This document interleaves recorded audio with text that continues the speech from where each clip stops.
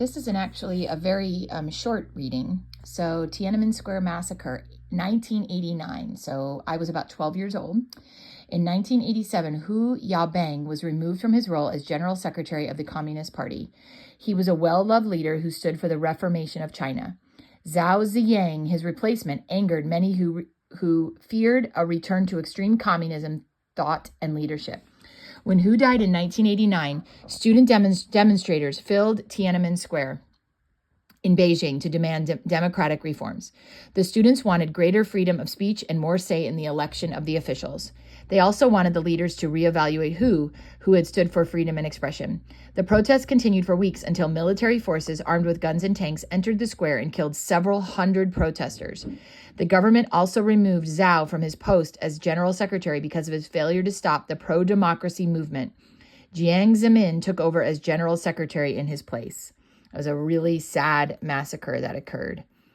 China has improved diplomatic relationships with several countries, including the former Soviet republics, after the collapse of the Soviet Union in 1991. In addition, the United Kingdom returned Hong Kong to China in 1997. As part of that agreement, China agreed to let Hong Kong remain autonomous. I mean, sort of like their own group. In 1999, China also regained the peninsula of Macau from Portuguese rule. From 1994 to 2010, China undertook the building of the world's largest dam, the Three Gorges Dam on the Yangtze River. In addition to controlling flooding, the dam provided electric power and a usable waterway. Unfortunately, its reservoir flooded a huge area of historical sites and farmland. Over 1 million people had to resettle due to the construction of the dam. Although Tibet became a self-governing region of China in 1965, Tibetans have faced ongoing religious and cultural persecution at the hands of the Chinese. In 2008, protests erupted into riots and required the Chinese military to restore order. Since then, people across the globe lobby for Tibetan independence. China has worked to move its economy out from under total government control and to build relationships with foreign countries.